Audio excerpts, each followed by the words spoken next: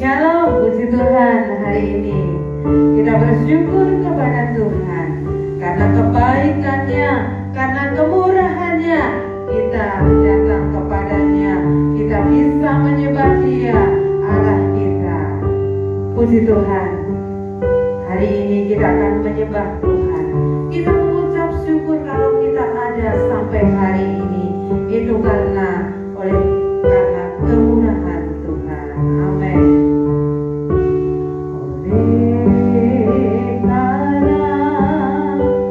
Kemurahan Tuhan ku ada sampai hari ini. Oleh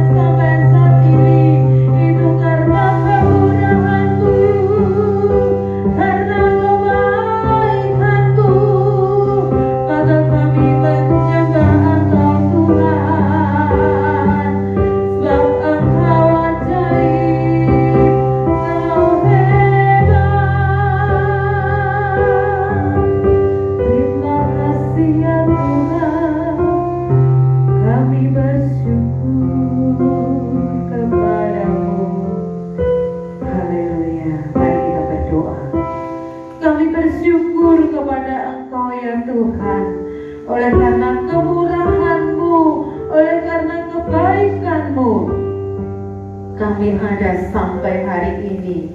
Kami akan menyembah nama-Mu, kami beribadah kepadamu. Tuhan, Engkau hadir dalam hidup kami. Kau hadir di tengah-tengah ibadah kami saat ini ya Tuhan. Terpujilah nama-Mu Tuhan Yesus. Kami mengucap syukur. Kami menyerahkan ibadah kami hari ini di dalam nama Tuhan kami Yesus Kristus. Kami berdoa. Haleluya. Amin. Puji Tuhan, Bapak Ibu, hari ini kita bersyukur kepada Tuhan oleh karena ayatlah tentram damai sejahtera dalam hati kita setiap saat, setiap hari. Tuhan memimpin kita. Kita menyanyi pujian bahasa Jawa, Sakjeke aku nderek Gusti. Amin.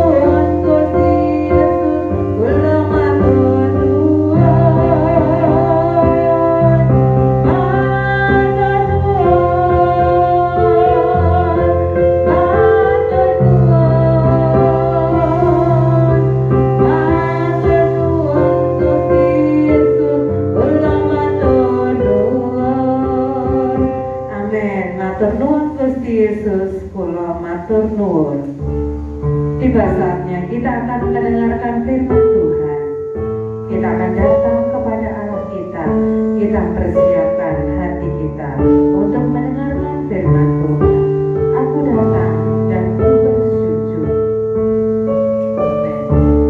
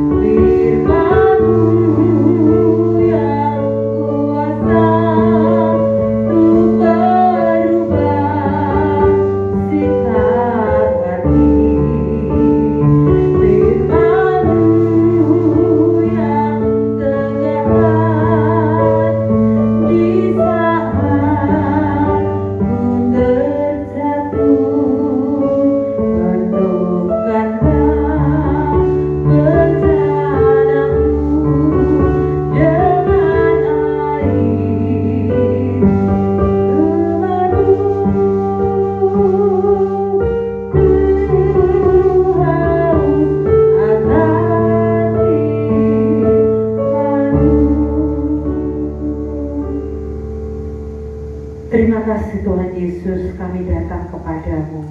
Kami akan mendengarkan firman Tuhan. Engkau mengurapi hamba-Mu yang akan menyampaikan firman Tuhan. Urapi kami semua yang mendengarkannya.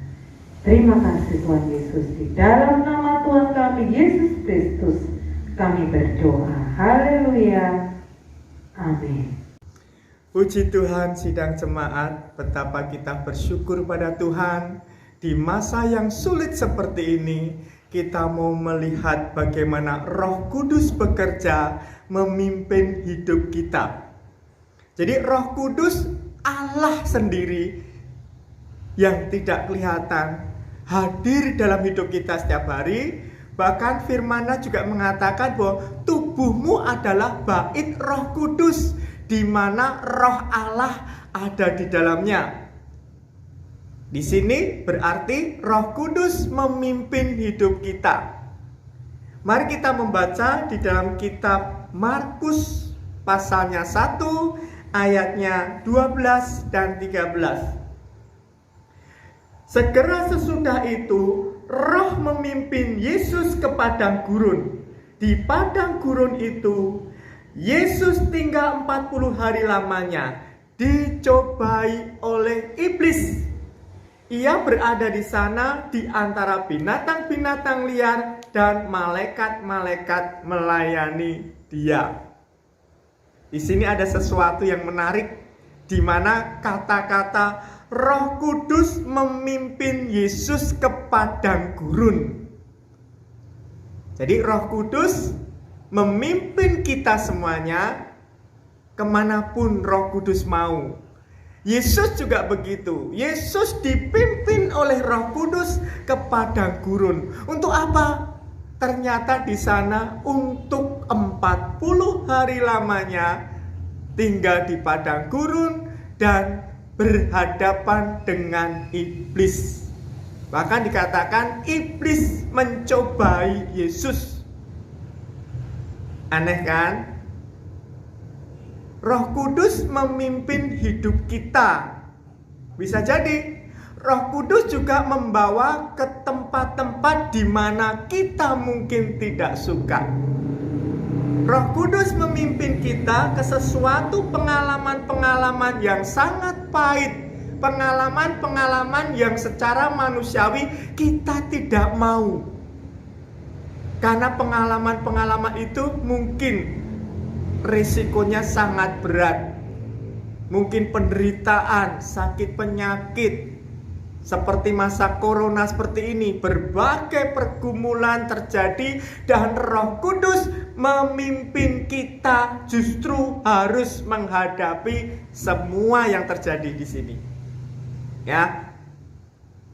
Kalau kita lihat di dalam kitab Matius pasal 4, ya, kita lihat dalam Matius pasal 4. Ya, ayatnya 1. Ya.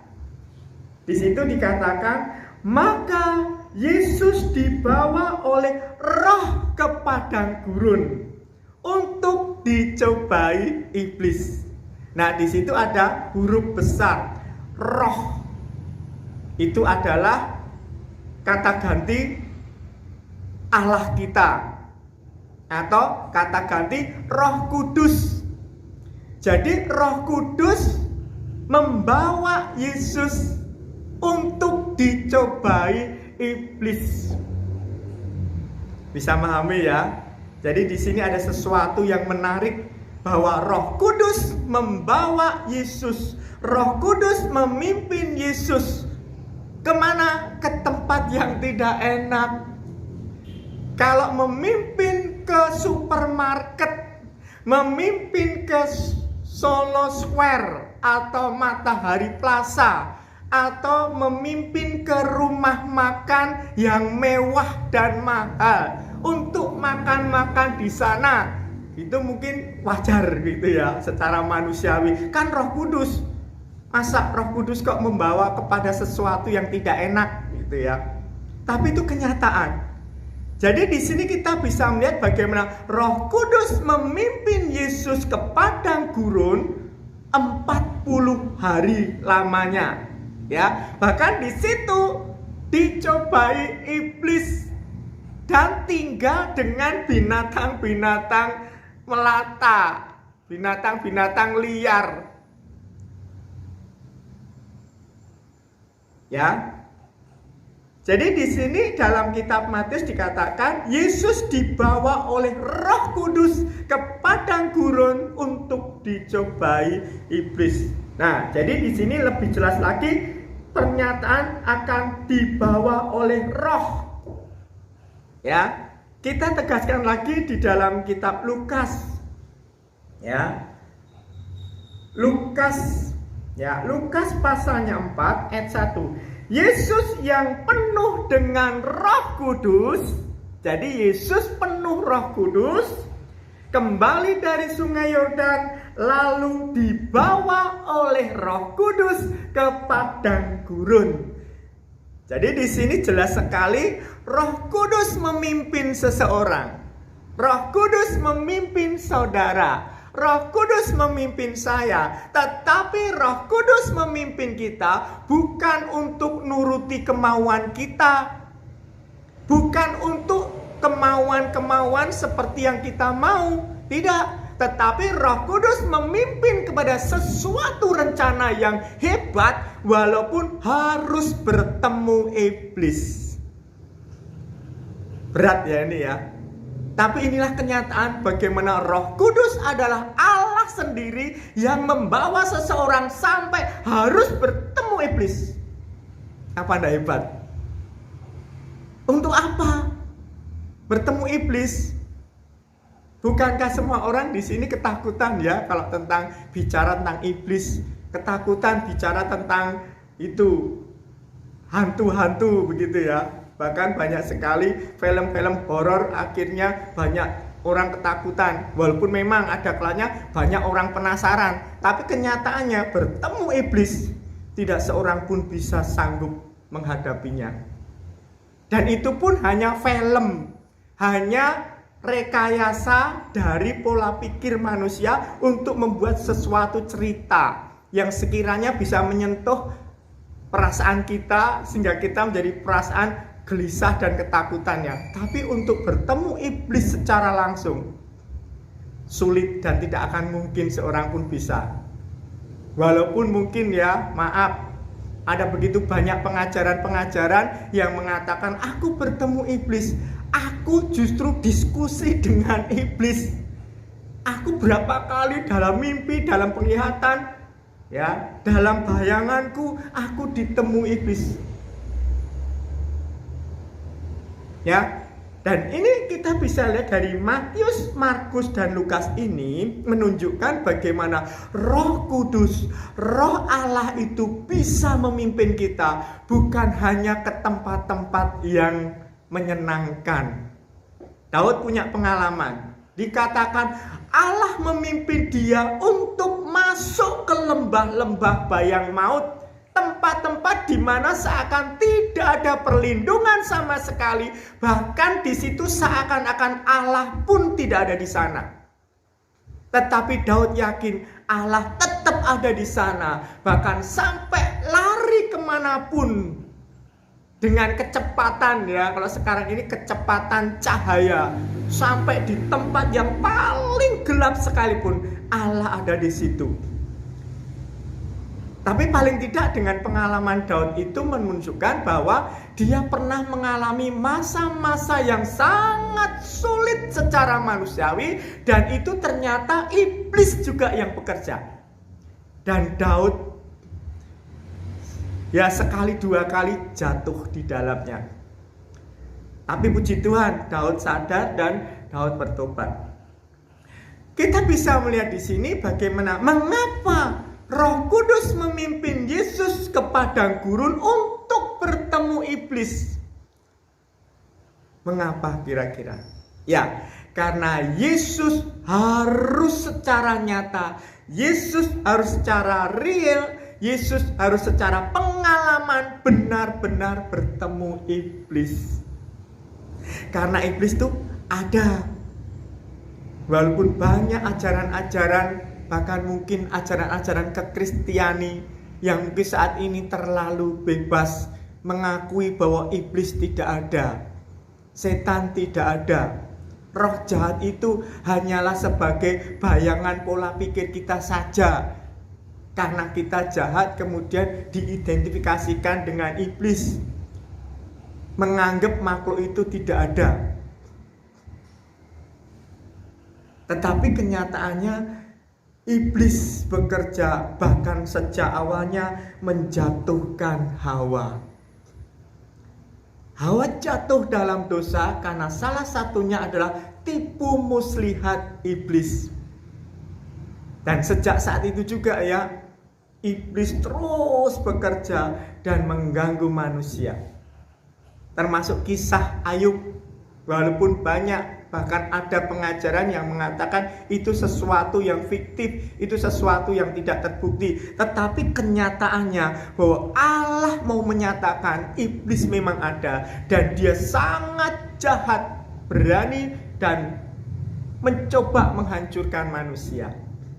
Di situ dikatakan, dari mana kamu iblis? Dari menjelajah seluruh bumi. Apakah engkau memperhatikan hambaku Ayub yang begitu saleh, jujur, takut akan Tuhan dan menjauhi kejahatan? Kemudian iblis mengatakan, lah iya, karena Tuhanlah yang memagari Ayub. Coba kalau engkau tidak memagari, engkau tidak melindungi, engkau tidak memberkati, coba apakah benar-benar Ayub akan tetap setia kepadamu atau mengutuki engkau sebagai Allah? Kemudian Allah mengatakan, oke, sekarang ada dalam kekuasaanmu, tapi satu, jangan kamu jamah nyawanya. Dan di situ kita lihat iblis menghancurkan seluruh harta kekayaan daripada Ayub, termasuk menghancurkan keluarganya dengan membunuh 10 anaknya. Ditambah lagi seluruh ternak-ternak dan orang-orang yang bekerja di peternakan itu. Bahkan hanya satu yang selamat terus lapor ke Ayub. Unta-unta juga begitu habis, tinggal satu yang selamat ketemu Ayub. Menggembala kambing domba kalau ribuan, kalau jumlahnya ribuan pasti pengerjanya banyak. Mati semuanya kecuali satu itu yang datang, termasuk keledainya, termasuk itu untanya. Semua orang-orangnya dibunuh mati, termasuk orang-orang yang makan-makan bersama dengan keluarganya Ayub. 10 anak-anaknya mati dan semua orang yang ikut dia mati. Ada satu yang lolos, itu yang lapor. Bahkan Ayub sendiri disentuh oleh iblis, seluruh tubuhnya membusuk. Sampai istrinya tidak kuat dan istrinya mengutuki Ayub. Tidak hanya cuma mengutuki Ayub, dia juga mengajari Ayub mengutuki Allah. Karena Allah itu tidak adil, begitu ya. Tapi Ayub tidak tergiur. Bahkan lewat mulutnya Ayub sendiri, Ayub malah memuji Tuhan. Dia terima seluruh kenyataan hidup, seluruh kekayaan dan keluarganya hancur seperti itu. Ayub justru menengadah menyembah Tuhan.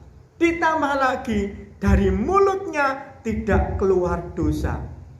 Bisakah ya kita mengalami tekanan hidup yang begitu luar biasa dan kita bisa berterima kasih sama Tuhan dan bisa menerima? Sulit. Sebaliknya, kadang-kadang kita benar ya, kalau kita sedang tertekan dan mengalami pergumulan berat, muncullah kutukan-kutukan itu dari mulut kita. Bahkan menyalah-nyalahkan Tuhan. Oh, saya juga pernah. Bahkan saya juga pernah menantang Tuhan. Kalau memang Engkau Tuhan mengasihi saya, harusnya saya ditolong begini begitu. Kalau mungkin kalau Tuhan tetap tidak nyayang aku, lebih baik aku mati saja. Mengapa aku lahir gitu ya? Tapi Ayub tidak. Ayub sebaliknya, dia justru sujud menyembah kepada Allah dan lewat mulutnya dia tidak berbuat dosa. Siapa yang bekerja dan mengganggu Ayub? Iblis. Dan Allah izinkan iblis mengganggu dia.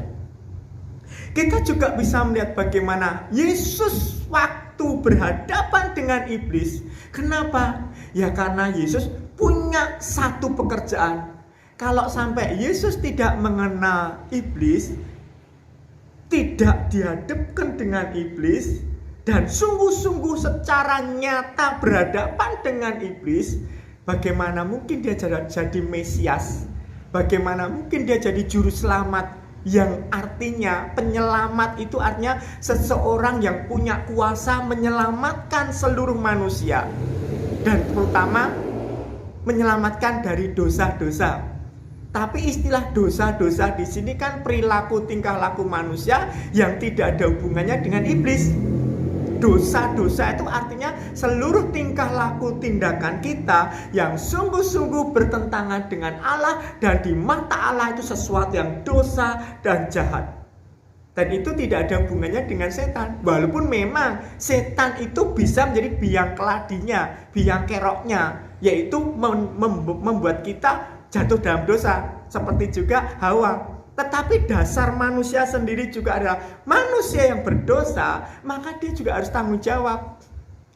Kalau tentang dosa, Yesus bisa bereskan dan langsung bereskan. Langsung diampuni dan diselamatkan. Berapa kali Tuhan Yesus ketika menyembuhkan orang, Yesus menyembuhkan orang kemudian mengatakan, "Hai anakku, dosamu sudah diampuni. Bangunlah dan bangkitlah, dosamu sudah diampuni." Itu berapa kali? Tapi untuk melenyapkan iblis, untuk mengalahkan iblis, untuk mematikan pekerjaan iblis tidak gampang. Jadi mengapa Roh Kudus memimpin Yesus? Mengapa Roh Kudus membawa Yesus untuk bertemu iblis? Karena harus Yesus tahu, Yesus kenal, dan secara pribadi Yesus harus ketemu. Maaf ya, kita sering melihat di televisi ya, acara tinju, boxing ya, antara apa contohnya Muhammad Ali mungkin dengan siapa?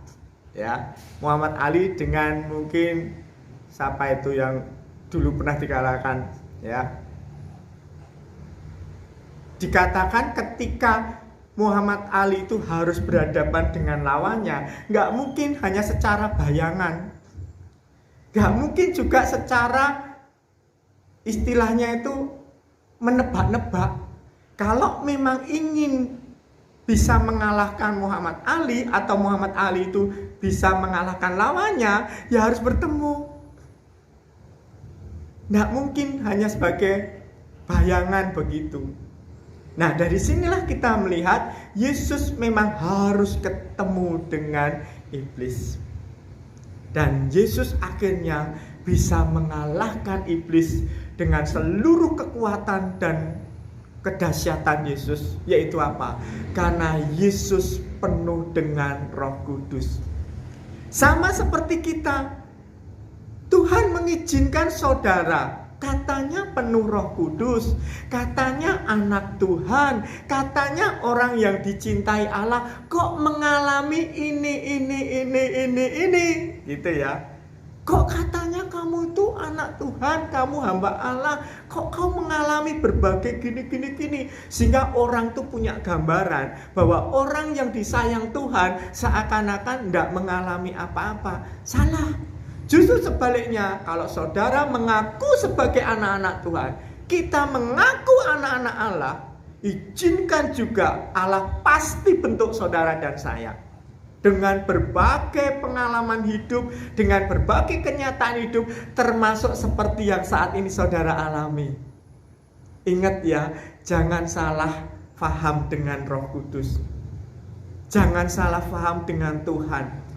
Bahkan ada kata-kata, udah terlanjur aku melayani, sudah terbiasa aku berdoa, sudah aku lakukan ini, itu untuk Tuhan. Kok aku harus ngalami seperti ini? Begitu ya.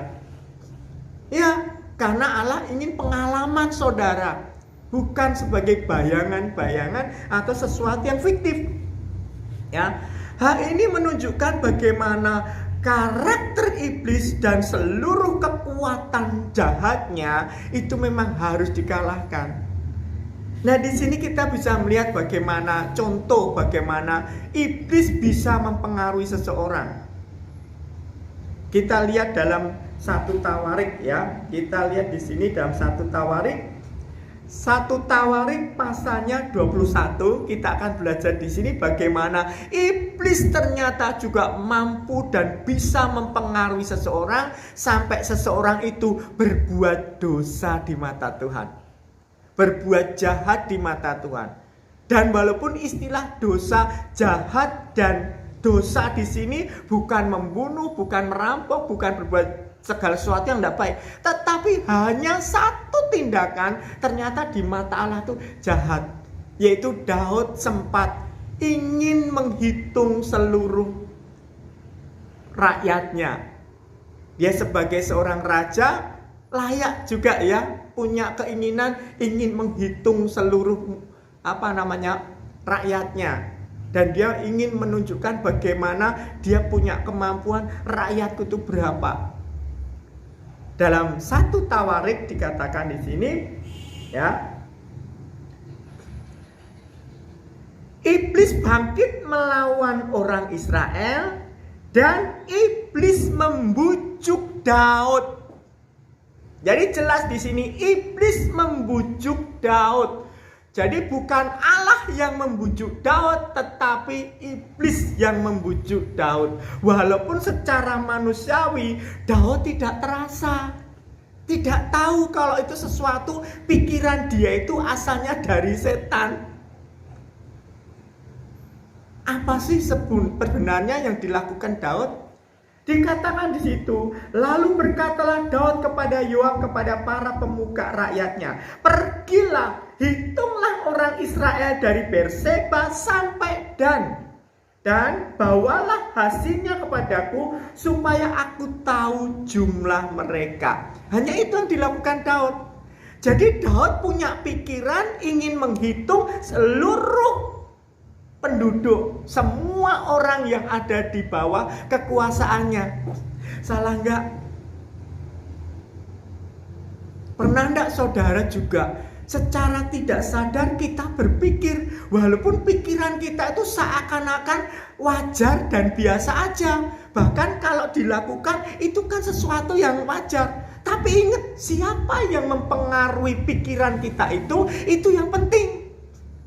Maka benar ya perkataan Tuhan Yesus, jauhkanlah kami dari percobaan, lepaskanlah kami dari yang jahat. Itu bukti Yesus pun merendahkan diri dan mengajari kita juga untuk rendah hati, merendahkan diri di hadapan Allah. Kenapa? Karena iblis itu sangat licik dan iblis itu jahat sekali. Daud tidak terasa ketika dia menginginkan itu, ternyata itu bukan dari Allah, tetapi ini inspirasi dari iblis. Nanti kita bisa lihat mengapa dikatakan itu dari iblis. Terbukti waktu itu kemudian Yoab sebagai panglima perang mengatakan pada Daud, bahasanya begini, Daud, kamu jangan begitu, gak usahlah, jangan ya. Bahkan dikatakan kiranya Tuhan, jadi berkatalah Yoab ayat ketiga, kiranya Tuhan menambahi rakyatnya, bukan rakyatnya Daud loh ya. Di sini ada katakan kiranya Tuhan menambahkan rakyatnya. Jadi Yoab mengingatkan Daud bahwa rakyatnya yang dipimpin itu bukan rakyatnya Daud, tetapi rakyatnya Tuhan. Seperti saudara dan saya, kita tinggal di dunia ini, kita tinggal di negara, tapi ingat kita semua itu milik Tuhan. Jadi tidak ada sesuatu pun kesombongan Daud untuk mengatakan ini rakyatku, ini kepunyaanku, ini semua harta seluruh negara ini gara-gara aku yang mimpin, aku yang memiliki, rakyat ini juga kepunyaanku. Enggak. Jadi Yoab mengingatkan Daud, kiranya Tuhan menambahkan rakyatnya 100 kali lipat daripada yang sekarang. "Ya Tuanku Raja, bukankah mereka sekalian hamba-hamba Tuanku? Mengapa Tuanku menuntut hal ini? Mengapa Tuanku kok punya pikiran ingin menghitung semua penduduk, semua rakyat ini? Ya. Mengapa Tuanku melakukan hal ini? Mengapa orang Israel harus menanggung kesalahan karena hal itu?" Jadi Yoab ternyata seorang panglima yang waktu itu, saya percaya ya, pasti diberikan hikmat oleh Tuhan untuk mengatakan pada Daud, "Kok kamu punya keinginan kok seperti itu?" Walaupun memang ya, kita mengaku kalau kita tinggal di suatu bangsa, suatu negara, memang harus ada itu, yaitu namanya sensus penduduk. Bahkan zaman Tuhan Yesus lahir, itu juga ada sensus penduduk untuk menghitung seluruh penduduk yang ada di negara itu. Ya enggak apa-apa, dan itu harus. Cuma aneh, Daud lakukan ini bukan karena inspirasi Allah yang mau, tetapi secara tidak sadar ada roh kesombongan, ada sesuatu yang jahat atas Daud. Dan Daud pun mengaku, ayat ke-17 ya, "Aku telah berdosa kepada Tuhan dan aku berbuat jahat." Mengapa? Menghitung rakyat dengan maksud untuk menunjukkan siapa dirinya. Dan Daud pun disadarkan begitu, dia katakan, "Pokoknya tetap jalan, pokoknya tetap dihitung." Jadi Daud tidak merasa itu sesuatu yang salah, sebaliknya Yoab harus ngikuti. Bahkan dikatakan di situ sampai 9 bulan. Ya. Lebih ya. 20 hari itu perhitungan itu. Seluruh penduduk dari kota-kota, kampung ke kampung, ke pelosok negeri ya.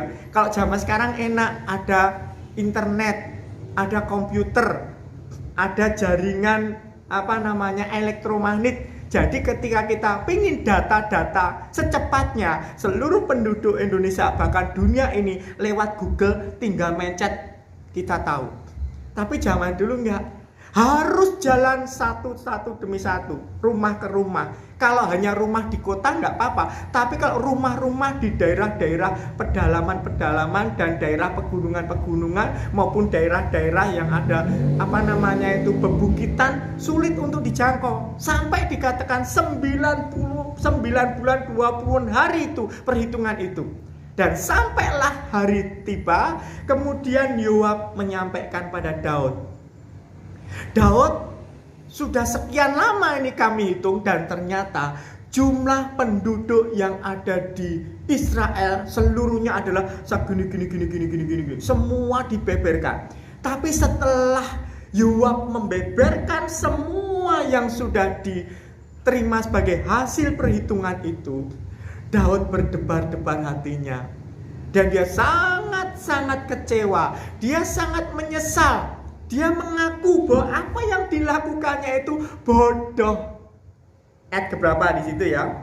Ayat 17 ya. Ayat 17 dikatakan di situ. Ya. Dan berkatalah Daud kepada Allah, "Bukankah aku ini yang menyuruh menghitung rakyat? Aku sendirilah yang telah berdosa dan yang melakukan kejahatan.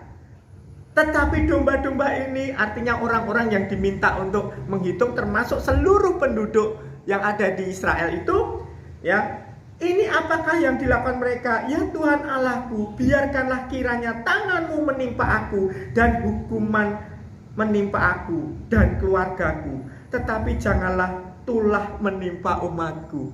Nah, Daud berani mengatakan begitu. Bahkan Daud dikatakan ya, di sini Daud ayat yang ke-13 ya. "Lalu berkatalah Daud, hatiku sangat susah ya. Sangat susah hatiku, biarlah kiranya aku jatuh ke dalam tangan Tuhan, sebab sangat besar kasih sayangnya, tetapi jangan sampai aku jatuh di tangan musuh." Di sini ya, Daud mulai menyadari dia telah berdosa di hadapan Allah dengan berani menghitung rakyat Bukan karena Allah yang menyuruh, tapi pikiran dan keinginan dia karena dipengaruhi oleh iblis. Bahkan Allah marah luar biasa. Dikatakan di situ ya, bahwa Allah sangat marah. Ayat yang ke-10 dikatakan, pergilah katakanlah kepada Daud, beginilah kiranya firman Tuhan, 3 perkara kuhadapkan padamu, pilihlah salah satu daripadanya, maka aku akan melakukan padamu. Kemudian datanglah Gad, dan di situ dikatakan 3 perkara besar yang harus Daud hadapi, yaitu 3 pilihan, harus pilih salah satu, hukuman dari Allah. Hukumannya apa? 3 tahun terjadi kelaparan melanda bangsa Israel. 3 tahun kelaparan. Bapak Ibu Saudara, di masa seperti ini, kalau kita sampai kelaparan beberapa hari aja, kita sudah teriak-teriak minta ampun ya. Bahkan kita lihat kan di televisi bagaimana orang-orang sampai berebut makanan luar biasa gara-gara pertolongannya terlambat atau pertolongannya belum sampai. Baik ketika bencana alam maupun peristiwa-peristiwa yang sungguh-sungguh sampai orang-orang tidak bisa makan minum beberapa hari. Begitu melihat makanan, langsung mereka cepat-cepat meraihnya. Sampai mungkin sampai bertumpuk-tumpuk atau menginjak-injak yang temannya sendiri tidak terasa. Kenapa? Karena lapar. Ini baru beberapa bulan, beberapa hari loh. Apalagi dikatakan 3 tahun terjadi kelaparan. Dan itu Allah sampaikan pada Daud. Atau memilih 3 bulan Daud dikejar-kejar musuh dan Daud dikalahkan. Saya percaya ya, kalau dikejar-kejar musuh, saudara pernah enggak dikejar-kejar musuh? Mungkin dikejar-kejar utang piutang contohnya. Sampai kita mungkin bersembunyi dimanapun, yang penting tidak ketemu dengan orang yang menagih begitu ya. Atau dikejar-kejar persoalan-persoalan di mana kita telah berbuat sesuatu yang salah, berbuat sesuatu yang dosa, dan itu membuat kita seakan-akan dikejar-kejar permasalahan. Bagi Daud, dikejar-kejar musuh itu mengerikan. Kenapa? Karena Daud punya pengalaman 13 tahun. 13 tahun Daud pernah mengalami dikejar-kejar oleh Raja Saul.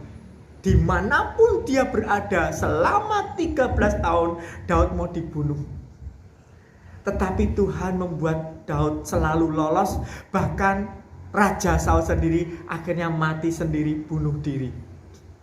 Dan Daud tidak pernah sedikit pun balas dendam atau melawan dengan kekerasan. Enggak. Tetapi bagi Daud 3 bulan dikejar-kejar musuh, pasti itu berat sekali. Dan dia juga memikirkan itu. Atau 3 hari penyakit sampar, penyakit membusuk terjadi melanda Israel. Jadi 3 perkara besar hukuman Allah harus dialami Daud gara-gara Daud dipengaruhi iblis. Sepele sekali, hanya kepingin menghitung rakyatnya, tapi kenyataannya di mata Allah itu sesuatu yang jahat. Kenapa? Karena Daud ada sesuatu hal yang tidak layak di mata Tuhan. Bisa jadi itu mengakibatkan kesombongan, kecongkakan, atau sesuatu yang tidak wajar nantinya bagi Daud. Buktinya Daud sendiri mengakui, aku telah berdosa di hadapan Allah karena aku lakukan perhitungan ini, dan aku menyesal, gitu ya. Tapi tetap di mata Allah Daud harus dikasih pelajaran. 3 tahun kelaparan, atau 3 bulan dikejar-kejar dan dikalahkan musuh, atau 3 hari penyakit menular, penyakit sampar melanda bangsa Israel. Mungkin sebenarnya corona begitu ya. Tapi bukan corona, ini penyakit sampar. Jelas di sini ayat mengatakan penyakit sampar melanda negeri ini. Kemudian Daud, orang yang rendah hati, Daud mengatakan, sangat susah hatiku, aku tidak mau, 3-tiganya aku tidak mau memilih, berat bagiku. Dan Daud merendahkan diri, lebih baik aku jatuh di tangan Tuhan, sebab besar kasih setianya. Jadi di sini Daud merendahkan diri, sangat susah hatiku, biarlah aku jatuh ke dalam tangan Tuhan, sebab sangat besar kasih sayangnya. Tetapi janganlah aku jatuh ke tangan musuh. Nah, inilah hal yang baik dari Daud. Jadi Daud mengakui kesalahannya, mengakui kejahatannya, mengakui kebodohannya. Dia sendiri mengakui, aku bodoh, aku melakukan sesuatu yang jahat di mata Tuhan. Aku telah berdosa. Jadi segala sesuatu pola pikir kita, kalau memang sungguh-sungguh tidak bersumber dari Allah, kadang-kadang kita juga mengalami begitu. Dan kalau tidak disangka-sangka, ternyata kita lakukan seperti itu karena pengaruh diri sendiri atau kuasa iblis yang menyerang pikiran kita, dan kita nggak tahu kita lakukan sesuatu yang Allah tidak suka. Dan Daud akhirnya tidak mau memilih tiga-tiganya karena menurut Daud berat seperti itu. Dan Daud pun juga mengaku ya di hadapan Allah, dia lebih baik jatuh di tangan Tuhan. Ini suatu bukti ya, kalau saudara dan saya punya hati yang terbuka kepada Tuhan, kalau kita sungguh-sungguh cinta Tuhan, kadang-kadang dengan menghadapi berbagai masalah, tantangan, cobaan, ataupun dosa-dosa yang pernah kita lakukan, tidak selayaknya lah juga kita itu malah menantang-nantang Tuhan atau mendikte Tuhan. Aku mau ini Tuhan, aku mau itu, yang penting diginikan, digitukan, enggak. Tapi lebih baik kita seperti Daud. Biarlah kita jatuh ke dalam tangan Tuhan, sebab besar kasih sayangnya, dan aku gak mau jatuh ke tangan musuh. Kemudian Allah mendengar doanya Daud itu, dan Allah mengutus Gad. Akhirnya Allah menentukan hukuman untuk Daud, yaitu apa? 3 hari terjadi penyakit sampar yang melanda seluruh negeri. Baru 3 hari yang mati 70.000 orang.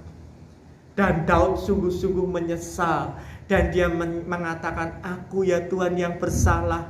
Mengapa justru domba-domba ini yang harus menanggung akibatnya? Mengapa rakyatku ya, atau rakyat Israel yang ada justru mengalami kematian gara-gara tindak tandukku?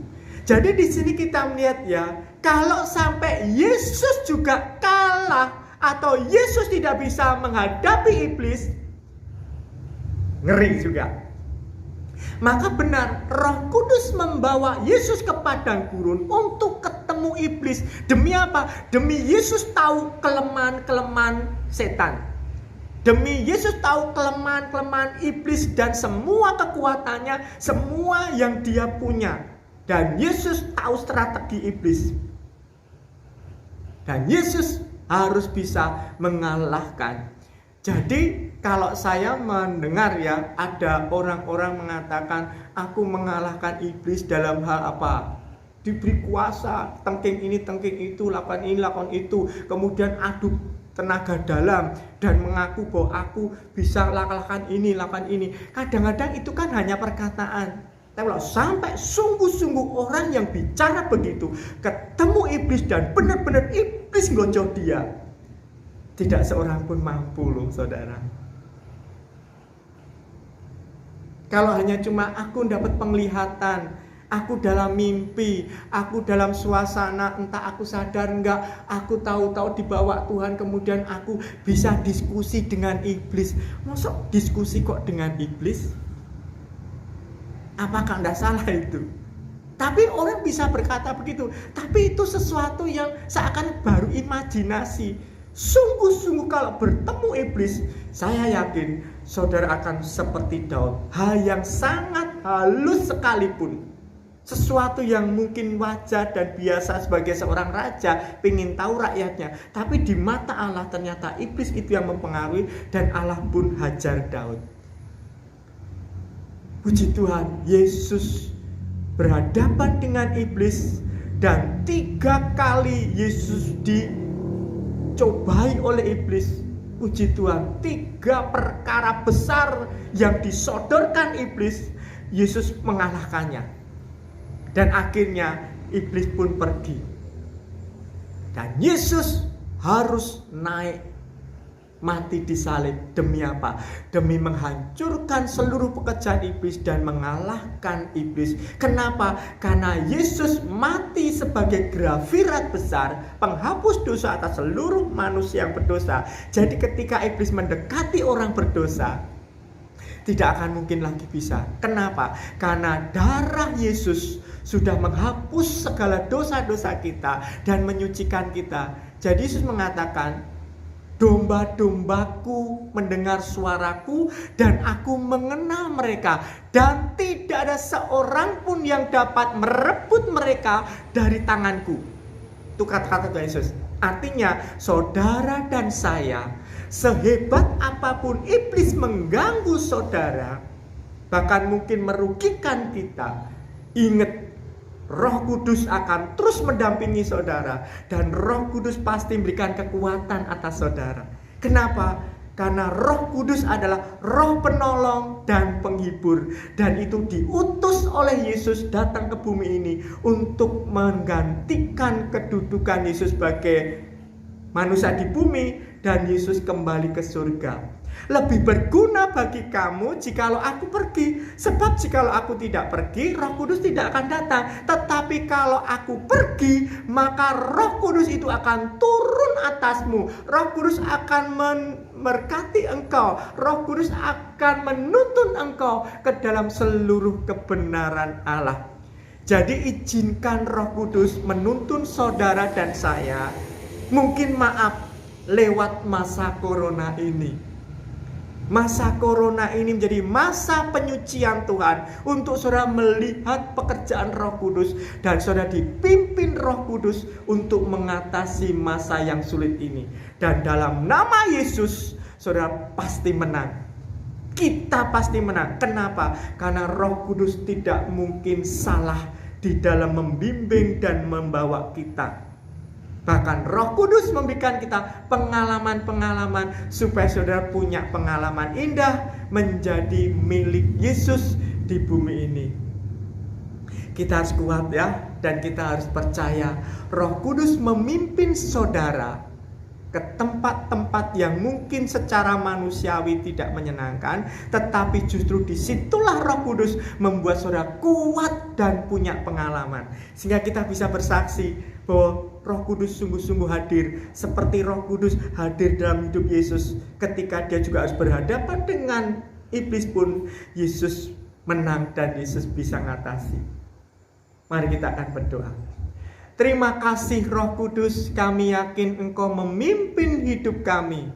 Engkau Roh Kudus menuntun hidup kami. Mungkin kami harus melewati masa-masa yang sulit dan masa-masa yang gelap. Bahkan mungkin setan sendiri yang akan mengganggu kami. Tetapi Engkaulah Roh Kudus, Roh yang dari surga turun atas hidup kami dan memberkati seluruh umat-Mu, memberkati seluruh anak-anak-Mu dan seluruh jemaat. Engkau berkati ya Tuhan, sehingga di masa yang sulit, di masa corona ini, kami semuanya tetap kuat dan kami menang, dan nama-Mu dipermuliakan. Dan dalam nama Yesus Kristus, Engkau pasti singkirkan roh kegelapan, Engkau singkirkan corona, dan Engkau ganti dengan keselamatan, kasih, dan kehadiran-Mu. Dan juga Engkau Roh Kudus memberkati kami sekarang ini sampai selama-lamanya. Di dalam nama Tuhan Yesus kami bersyukur dan berdoa.